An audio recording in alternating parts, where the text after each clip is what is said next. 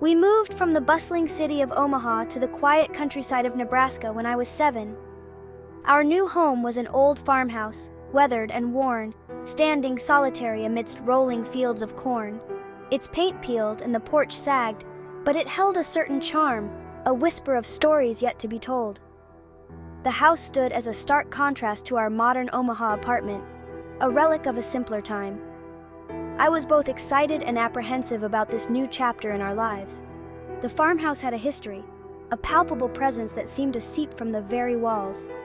The air inside was thick with the scent of dust and old wood, a fragrance both comforting and unsettling. Shadows danced in the corners of rooms, playing tricks on my young eyes. Every creak of the floorboards, every rustle of leaves outside the window sent shivers down my spine.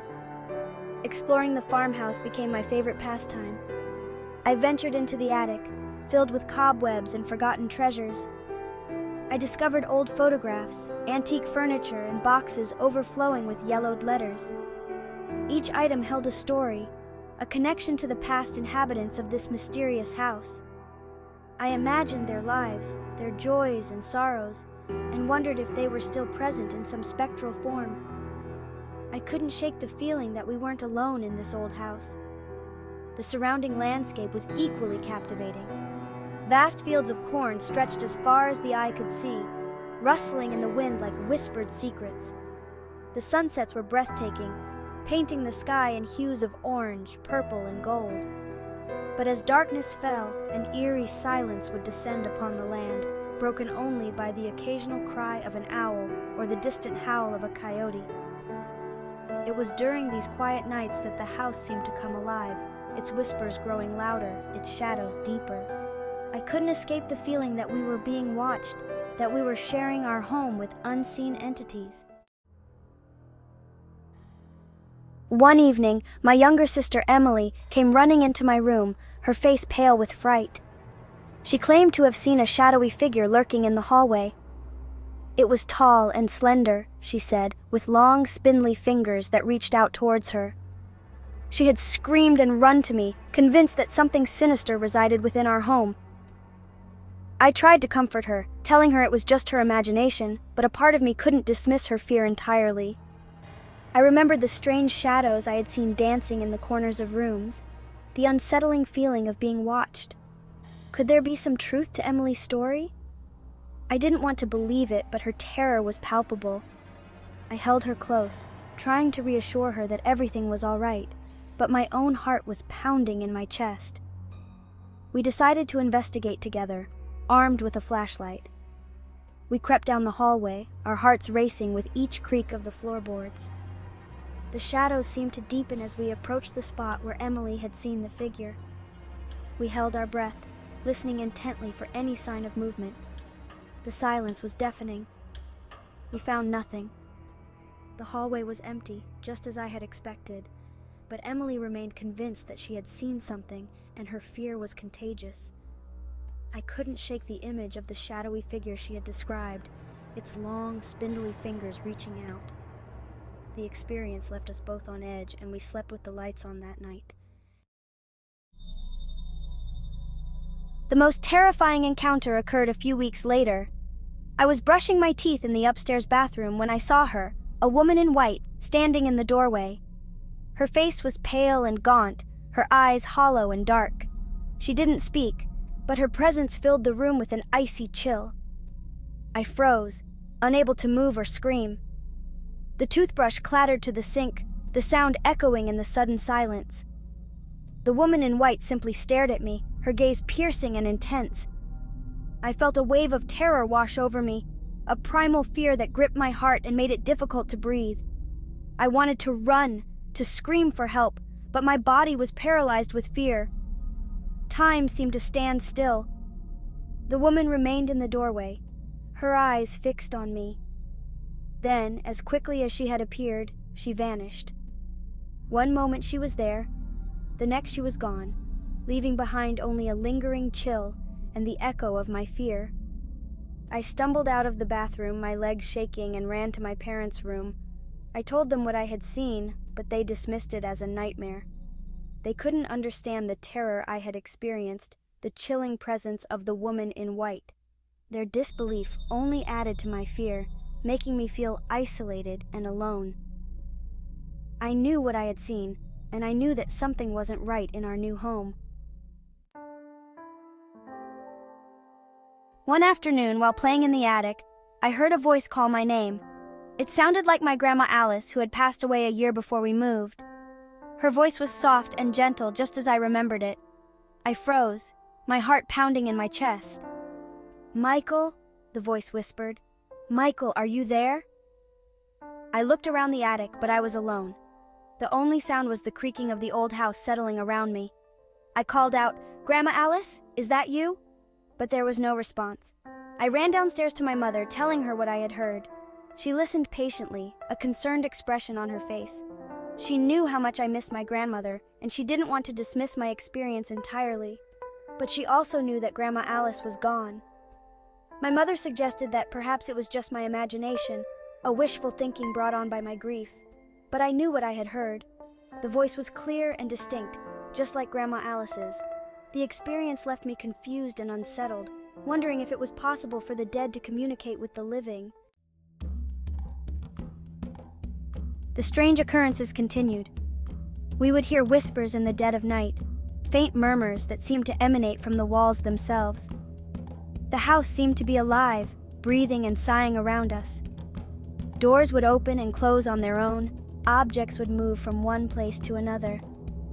We began to feel like we were intruders in our own home, unwelcome guests in a spectral realm. The atmosphere in the house grew heavier, more oppressive. We were constantly on edge, jumping at every creak and groan of the old house.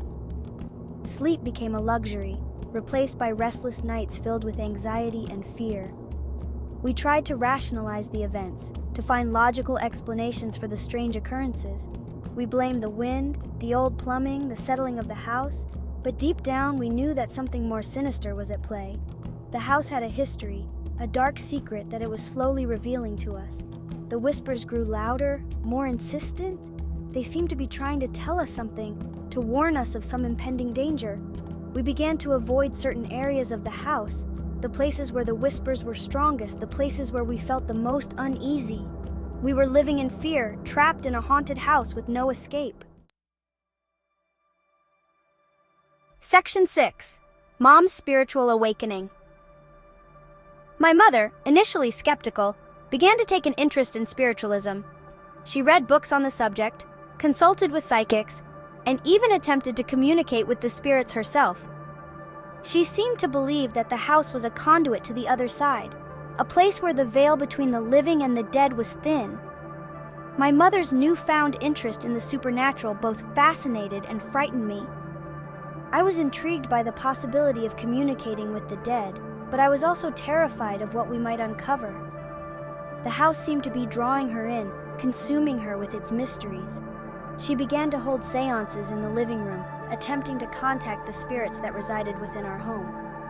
She would light candles, dim the lights, and chant incantations, her voice echoing through the silent house. I would watch from the doorway, both curious and apprehensive, wondering what she hoped to achieve. The seances were unsettling, filled with an eerie silence that seemed to amplify every creak and groan of the old house. Sometimes, we would hear faint whispers or see shadows moving in the corners of the room. But we never made contact with anything concrete, anything that could prove the existence of the spirits my mother believed were present. Section 7. Nebraska Nights and Ghostly Tales. The long Nebraska nights were filled with ghostly tales. We would huddle around the fireplace sharing stories of haunted houses, restless spirits, and things that go bump in the night. The stories fueled our imaginations, blurring the line between reality and fantasy. We would talk about the woman in white, the whispers in the walls, the voice that sounded like Grandma Alice.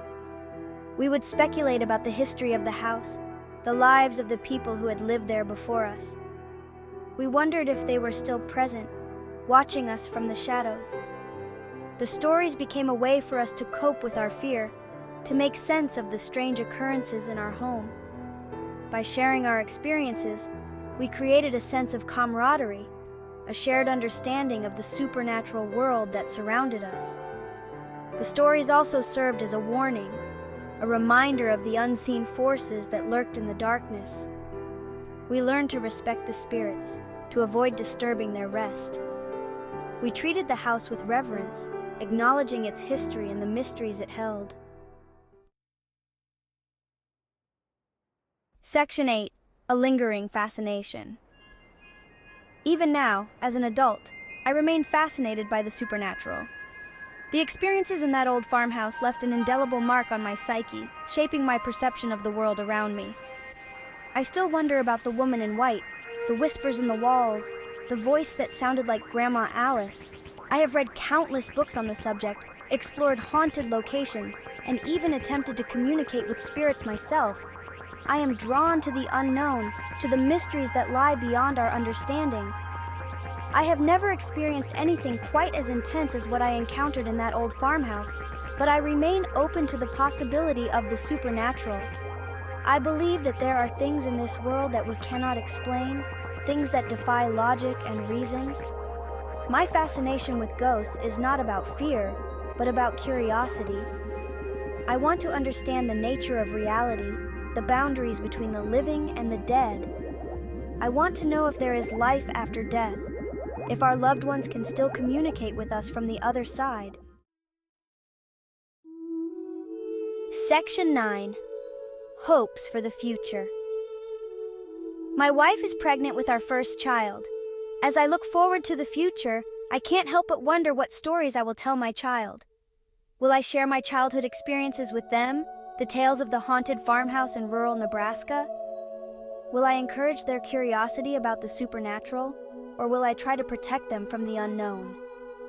I hope that my child will inherit my sense of wonder, my fascination with the mysteries of the universe.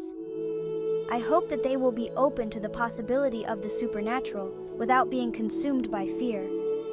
I want my child to grow up in a world where imagination and curiosity are valued, where the unknown is not something to be feared, but something to be explored. I want them to be brave enough to ask questions, to seek answers, and to embrace the mysteries that lie beyond our understanding. I believe that our experiences, both real and imagined, shape who we are. The stories we tell, the beliefs we hold, the mysteries we explore. These are the things that define us as human beings. And I hope that my child will inherit a love of stories, a thirst for knowledge, and a healthy respect for the unknown.